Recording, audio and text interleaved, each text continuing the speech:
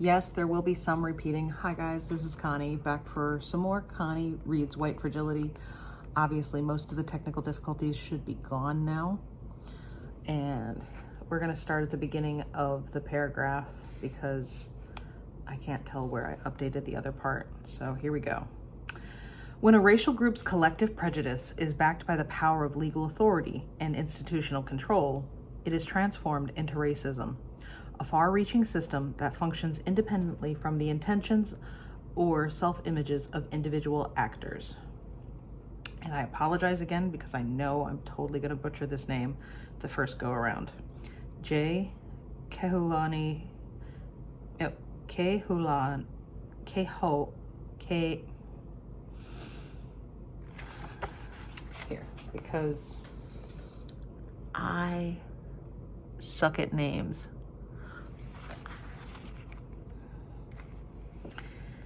J. Kehaulani Kawanui. Kawanui. Professor Kawanui, professor of American Studies and Anthropology at Wesleyan University, explains racism is a structure, not an event. American women's struggle for suffrage illustrates how institutional power transforms prejudice and discrimination into structures of oppression. Everyone has prejudice and discriminates, but structures of oppression go well beyond individuals. While women could be prejudiced and discriminate against men in individual interactions, women as a group could not deny men their civil rights. But men as a group could and did deny women their civil rights. Men could do so because they controlled all the institutions. Therefore, the only way women could gain suffrage was for men to grant it to them. Women could not grant suffrage to themselves. Similarly, racism, like sexism and other forms of oppression, occurs when a racial group's prejudice is backed by legal authority and institutional control. This authority and control transforms individual prejudices into a far-reaching system that no longer depends on the good intentions of individual actors. It becomes the default of the society and is reproduced automatically. Racism is a system. And I would be remiss if I did not acknowledge the intersection of race and gender in the example of suffrage. White men granted suffrage to women, but only granted full access to white women. Women of color were denied full access until the Voting Rights Act of 1965. The system of racism begins with ideology, which refers to the big ideas that are reinforced throughout society. From birth, we are conditioned into accepting and not questioning these ideas. Ideology is reinforced across society, for example, in schools, textbooks, political speeches, movies, advertising, holiday celebrations, and words and phrases. These ideas are also reinforced through social penalties when someone questions an ideology, and through the limited availability of alternative ideas. Ideologies are the frameworks through which we are taught to represent, interpret, understand, and make sense of social existence. Because these ideas are constantly reinforced, they are very hard to avoid believing and internalizing. Examples of ideology in the United States include individualism, the superiority of capitalism as an economic system, and democracy as a political system, consumerism as a desirable lifestyle, and mediocrity. Anyone can succeed if he or she works hard. Oh, meritocracy. That's totally different than mediocrity. There's no D in there. Meritocracy, which is anyone can succeed if he or she works hard. The racial ideology that circulates in the United States rationalizes racial hierarchies as the outcome of a natural order resulting from either genetics or individual effort or talent. Those who don't succeed are just not as naturally capable, deserving, or hardworking. Ideologies that obscure racism as a system of inequality are perhaps the most powerful racial forces because once we accept our positions within racial hierarchies, these positions seem natural and difficult to question, even when we are disadvantaged by them. In this way, very little external pressure needs to be applied to keep people in their places. Once the Rationalizations for inequality are internalized. Both sides will uphold the relationship. Racism is deeply embedded in the fabric of our society. It is not limited to a single act or person, nor does it move back and forth.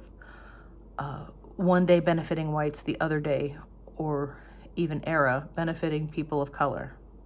The direction of power between white people and people of color is historic, traditional, and normalized in ideology.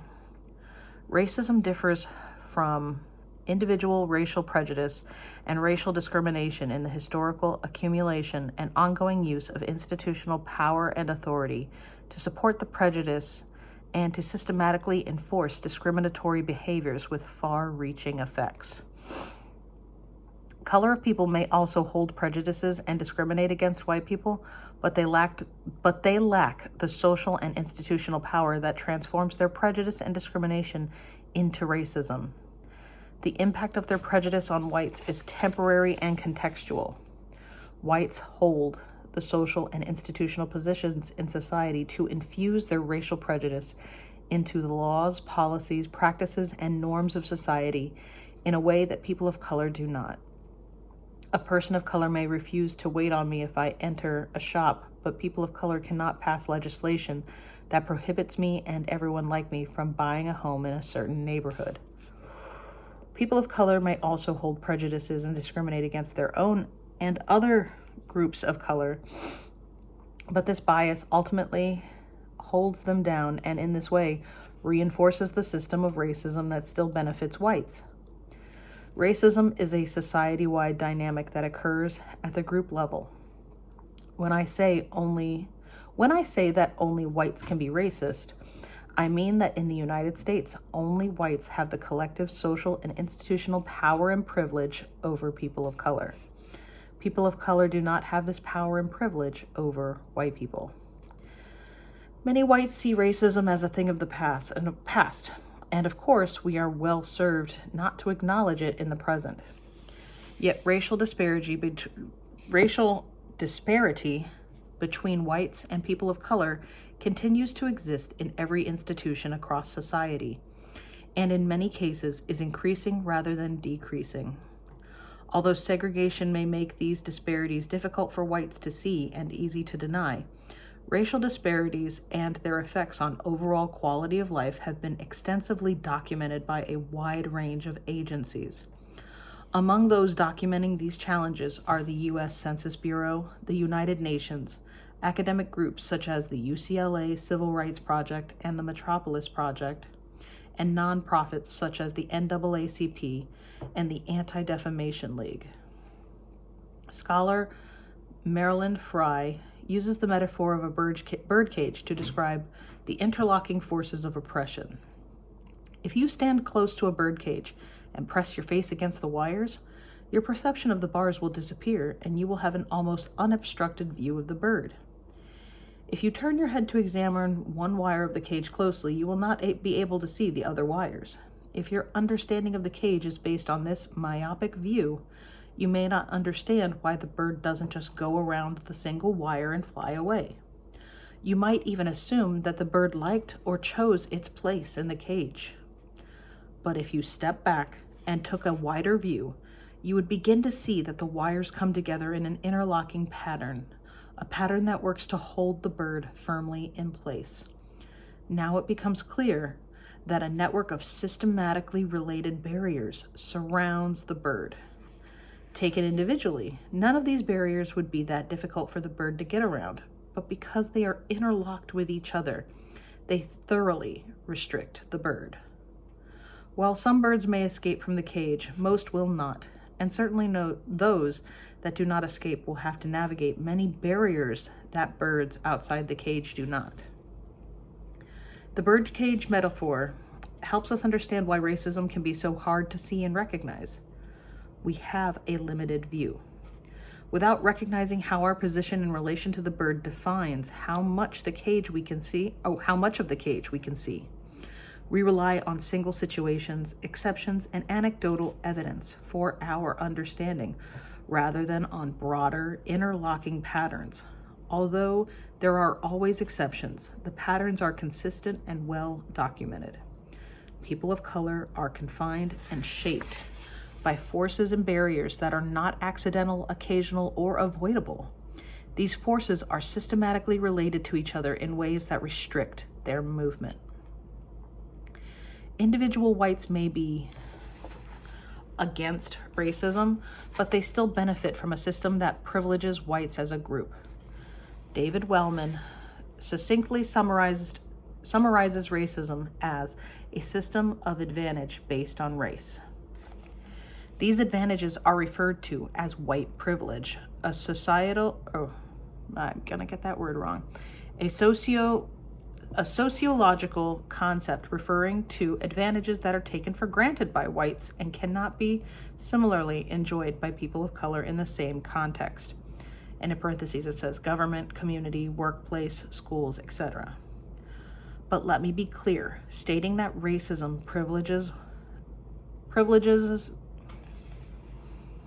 this is such a hard sentence to get through and have it make sense.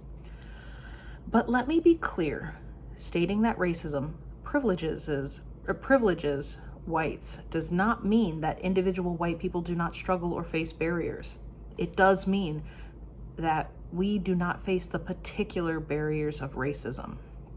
As with prejudice and discrimination, we can remove the qualifier reverse from any discussion of racism. By definition, racism is a deeply embedded historical system of institutional power. It is not fluid and does not change direction simply because a few individuals of color manage to excel. And that's the end of just that section. And that section was titled, where did we go? Just racism. There's just a section in chapter 2 called racism.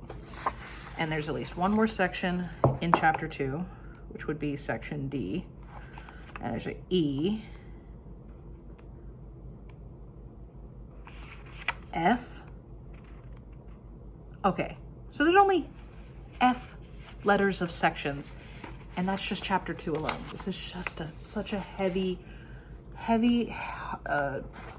it's an intense book, but it's something that I know I've needed to hear, and I would be remiss without sounding overly judgmental to say I'm not the only one that needs to hear this. So thank you for following along with me on this journey as I slowly read out loud White Fragility.